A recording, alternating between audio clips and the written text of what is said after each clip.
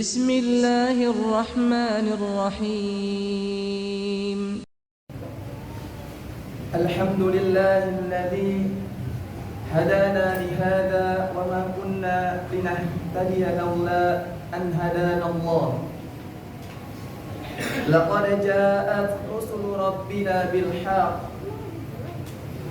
ونودوا أن تلكم الجنة أورثتموها بما كنتم تعملون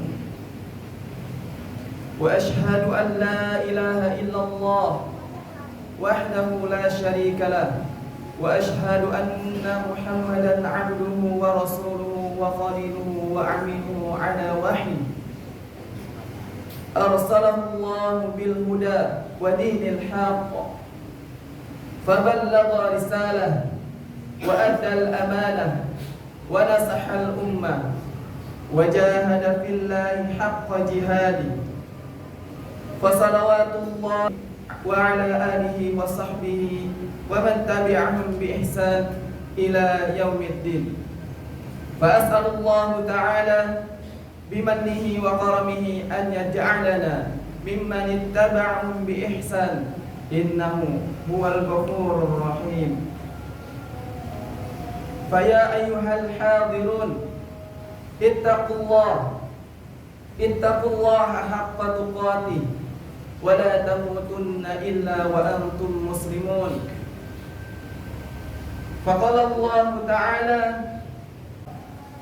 يا أيها الناس اتقوا ربكم الذي خلقكم من نفس واحدة وخلق منها زوجها وبث منهما رجالا كثيرا ونساء واتقوا الله الذي تساءلون به والأرحام إن الله كان عليكم رقيبا فإن أصدق الحديث كتاب الله وخير الحدي حدي محمد صلى الله عليه وسلم وشر الأمور محدثاتها وخير المحدثات بدعة وكل بدعة ضلالة وكل ضلالة في النار.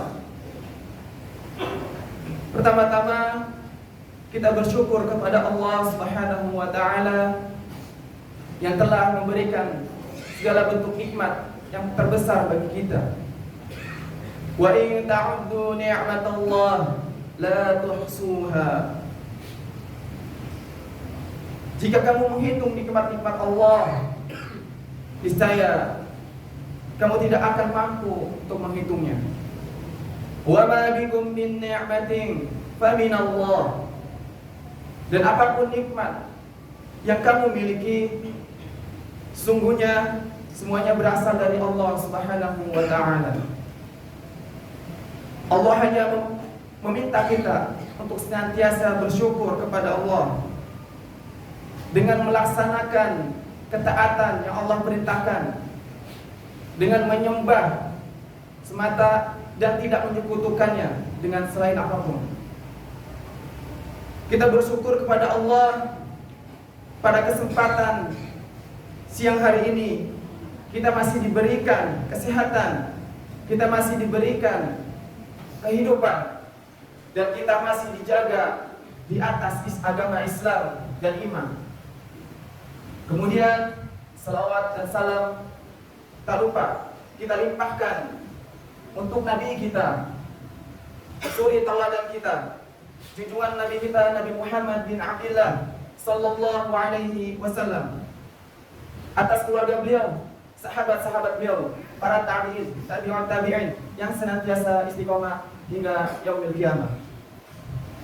Jamaah salat Jumat yang dimuliakan Allah Subhanahu wa taala, bagi hamba yang mengharapkan dan menginginkan turunnya pertolongan Allah kepada dirinya, maka salah satu sebab turunnya pertolongan Allah ialah atas pada seorang hambanya adalah dengan membantu sesama.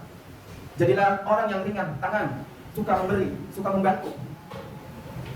Ini merupakan salah satu bentuk faktor Allah Subhanahu wa taala akan menurunkan pertolongan kepada hamba tersebut. Rasulullah SAW disebutkan dalam hadis, wallahu fi auni al-'abdi ma kana al-'abdu fi auni al-akhi. Allah Subhanahu wa taala senantiasa menolong sesama. Selama hamba tersebut menolong kepada saudaranya. Bahkan menolong sesama itu merupakan sebab Allah Subhanahu wa taala menolong kita, bukan hanya di dunia. Bahkan nanti saat-saat kita sangat membutuhkan pertolongan di akhirat, kelak Allah Subhanahu wa taala akan memberikan pertolongan dan membantu kita. Nabi Muhammad SAW mengatakan dalam sebuah hadis, khairun nas anfa'uhum linnas. Sebaik-baik manusia adalah manusia yang paling bermanfaat bagi orang lain. Maka apapun kelebihan yang Allah Subhanahu wa taala berikan kepada kita, baik itu jabatan, kekuatan, harta, dan ilmu, maka kita membaginya dengan sesama. Kita membantu orang-orang yang membutuhkan. Kita mengajari orang-orang yang tidak mengerti. Dan kita bela orang-orang yang lemah. Karena kita memiliki kelebihan yang Allah lebihkan dan tidak Allah berikan kepada yang lain. Karena rezeki manusia memang berbeda. Gunakanlah itu untuk membantu sesama saudara kita. Nabi Muhammad SAW bersabda, yassiru wa la tu'assiru. Mudahkanlah urusan manusia, bantulah mereka, dan janganlah persulit. Perkara yang bisa kita lakukan untuk membantu saudara kita, maka bantulah. Nabi Muhammad SAW menyebutkan salah satu di antara tingkat iman, bahkan tingkat iman yang paling rendah adalah imatatul adha 'anil muslimi anit thariq, menyingkirkan gangguan dari jalan. Ini adalah bentuk mungkin yang sangat ringan ataupun sepele. Kita membantu sesama, ada rintangan di jalan, kayu atau sejenisnya, kita singkirkan. Kita membantu sesama saudara kita, maka bantuan itu kita berikan untuk manusia. Ini akan berbuah manis pada akhirat kelak, di mana Allah Subhanahu wa taala menjanjikan surga dengan amalan-amalannya. Dan Allah juga menjanjikan surga kepada amalan yang sangat sederhana itu. Sebagaimana hadis yang diriwayatkan oleh Imam Bukhari dalam Sahih Bukhari, Kitabul Musaqah, bab keutamaan memberi minum, yaitu hadis dari Abu Hurairah radhiyallahu anhu bahwa Rasulullah SAW bersabda, ketika seorang laki-laki sedang berjalan, lalu dia merasakan sangat kehausan, ia kemudian turun melewati sumur yang dilewati dan meminumnya. Ketika dia keluar, lalu dia melihat seekor anjing yang sedang menjulurkan lidahnya dan menjilati tanahnya yang basah karena kehausan. Laki-laki tersebut kemudian berkata, anjing ini kehausan sepertiku. Laki-laki tersebut kemudian melepas sepatunya dan memegangnya dengan mulutnya untuk mengambil airnya. Setelah itu ia memberi minum kepada seekor anjing tersebut. Allah Subhanahu wa taala kemudian berterima kasih kepadanya dan mengampuni dosa-dosanya. Para sahabat kemudian bertanya kepada Rasulullah SAW, ya Rasulullah, apakah kita bisa meraih pahala dari binatang tersebut? Rasulullah SAW kemudian menjawab, pada setiap hati yang basah terdapat pahala. Apa hati yang terbasah itu? Hati yang basah adalah hati yang penuh ikhlas, penuh kasih sayang, tanpa memandang siapapun. Fasyakarallahu lahu fa'adakhalahul jannah. Allah mensyukuri perbuatannya karena membantu Allah Subhanahu wa taala pun memasukkan laki-laki itu ke dalam surga.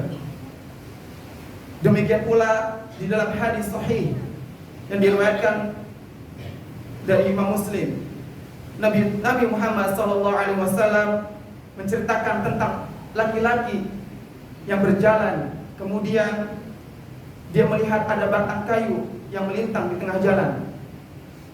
Lalu ia berkata dalam hatinya, "Wallah, la'unahiyanna hada 'anil muslim. Wallahu la'unahiyanna hada 'anil muslimin." Demi Allah, aku akan menyingkirkan batang kayu ini dari kaum muslimin. Itu membuat kaum muslimin, maka Allah Subhanahu wa taala mensyukuri perbuatannya dan memasukkannya ke dalam surga yang penuh dengan perbuatan tersebut.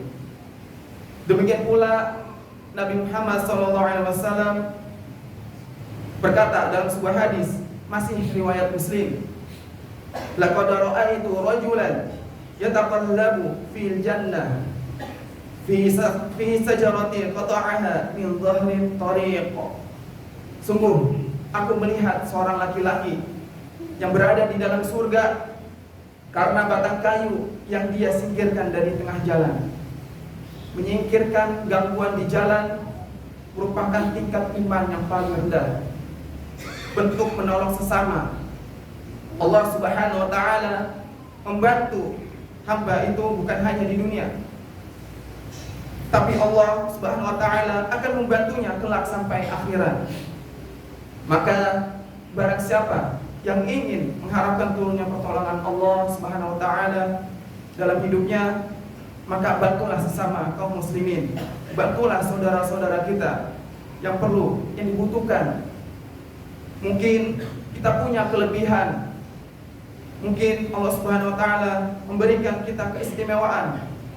Janganlah kelebihan dan keistimewaan itu kita gunakan untuk menyombongkan diri dan berbangga diri dengan kelebihan yang Allah berikan kepada kita.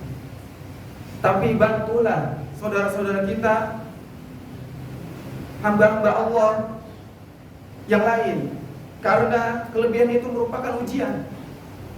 Apakah kita gunakan pada tempat yang semestinya, atau justru kita gunakan untuk berbangga diri, untuk menyombongkan diri di hadapan makhluk-makhluk Allah yang lainnya.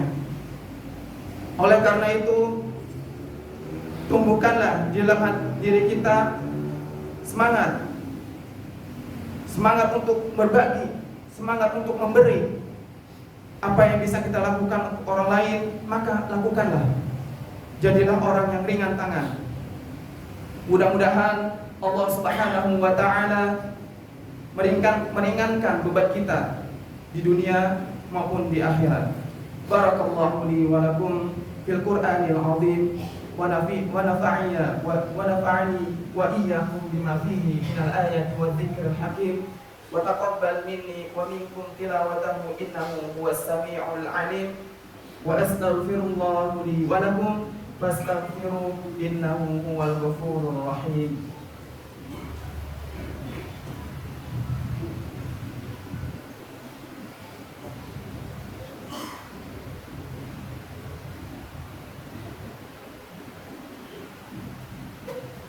Para jamaah sholat Jumat yang dirahmati Allah, merupakan salah satu bentuk kehormatan atau rezeki yang Allah berikan kepada seorang hamba adalah Allah Subhanahu wa taala menjadikan dia sebagai hamba yang rendah hati. Dia sadar bahwa segala kelebihan yang Allah berikan kepadanya adalah titipan sekaligus cobaan. Apakah dia mampu menggunakannya dengan sebaik-baiknya? Ingat bahwa setan ada di balik semua itu. Allah Subhanahu wa taala mengatakan di dalam Al-Qur'an berkaitan dengan ini, "Wasariqhum fil amwali wal aulad." Dan bersekutulah kamu, hai iblis, terhadap Bani Adam dalam urusan harta dan anak-anaknya. Setan ikut campur dalam setiap kelebihan yang Allah berikan kepada kita. Tujuannya adalah agar kelebihan-kelebihan yang Allah berikan itu justru bukan menguntungkan kita, tidak berfaedah bagi kita, tapi justru membawa mudarat bagi kita.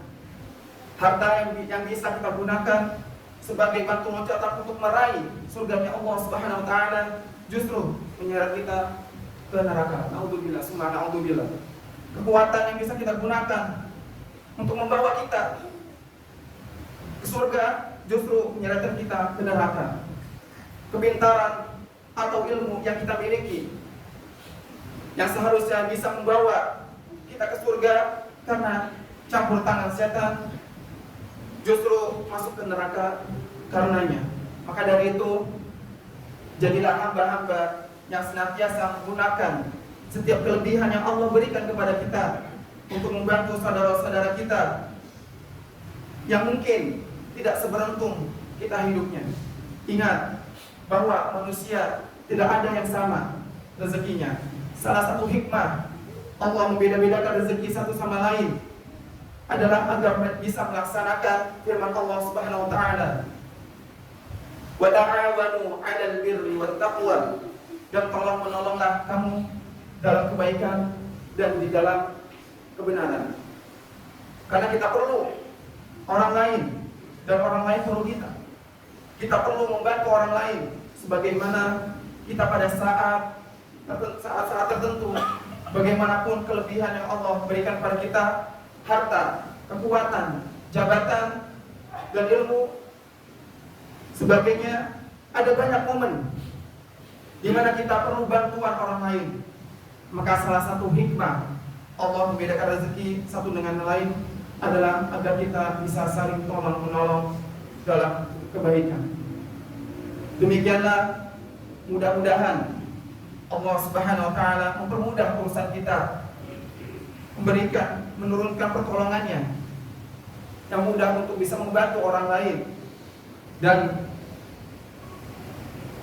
menjadikan kita hamba-hamba yang beruntung dan meraih surganya Allah Subhanahu wa taala.